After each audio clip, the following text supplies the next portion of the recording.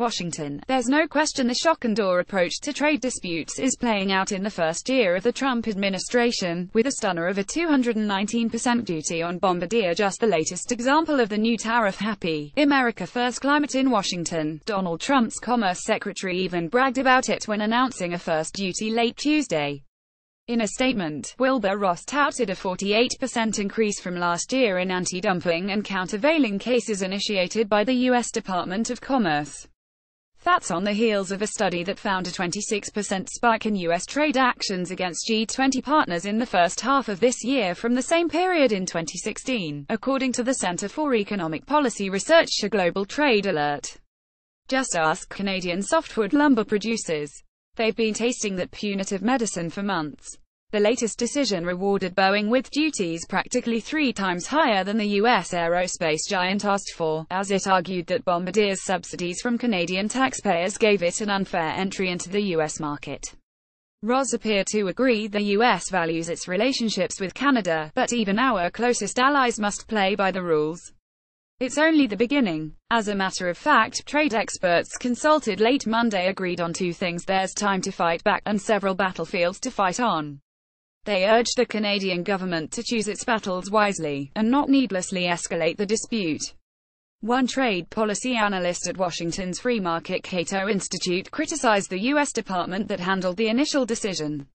He said later arbiters won't likely be as pliant to Boeing.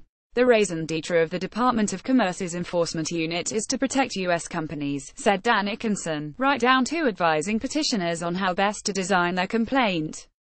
It sides with American petitioners more than 90% of the time and will certainly clobber Bombardier again with a new anti-dumping duty as early as next week, he said. The Commerce Department is a pit bull, Ickinson said. They see it as a sign of success when they impose a duty. They're political. It's different in other forums, he said.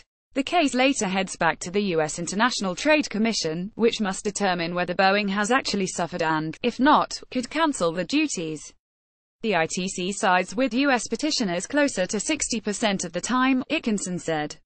An HES urging the Canadians to try their luck in a third venue, the U.S. domestic court system's Court of International Trade. He said that court is even friendlier to foreigners, siding with them in a majority of cases. He said that's a smarter route than a fourth venue, NAFTA's Chapter 19 dispute process. He said U.S. policymakers might find Chapter 19 easier to ignore, given that the current Trump administration hates it, wants to get rid of it in the new NAFTA, and might relish the opportunity to pick a fight challenging its authority. I'm convinced the courts will find mischief from Boeing, he said. I can't understand their claim of injury. They don't even make these damned planes Bombardier makes. He compared Bombardier's complaint to a snowplow salesman suing a bicycle maker. He also noted the irony of Boeing suing anyone over government assistance, when it's the #1 recipient of government support through the U.S. Export-Import Bank, referred to jokingly in Washington as the Bank of Boeing. Boeing is very much at the trough, he said. His final advice to Bombardier: spend money lobbying U.S. lawmakers, and raise awareness in Washington of the spillover consequences this fight might have on costs of planes, and plane tickets. Any duties are still months away. That's because the order of up to 125 Bombardier CS-100s doesn't start heading to Delta before the spring. That makes this case different from softwood, where producers got whacked immediately on logs crossing the border. Canada-U.S. trade lawyer Mark Warner says this buys time. Everybody's going to get worked up over this, said Warner, of MAAW Law in Toronto. But calm down everybody. There's a ways to go. He says it would be a mistake for the Canadian government to make rash decisions in 2 specific areas: the purchase of Boeing Super Hornets, and the Chapter 19 discussion in NAFTA negotiations. He says Canada should make those other decisions on their merits. If it wants Boeing's military planes, and if it's prepared to negotiate changes to the Chapter 19 dispute resolution system, he says it should stay the course, and not muck up already sensitive processes. Keep this out of NAFTA, he said. Have a conversation about Chapter 19, that's cold-blooded. One area of surprise was the size of the preliminary duty.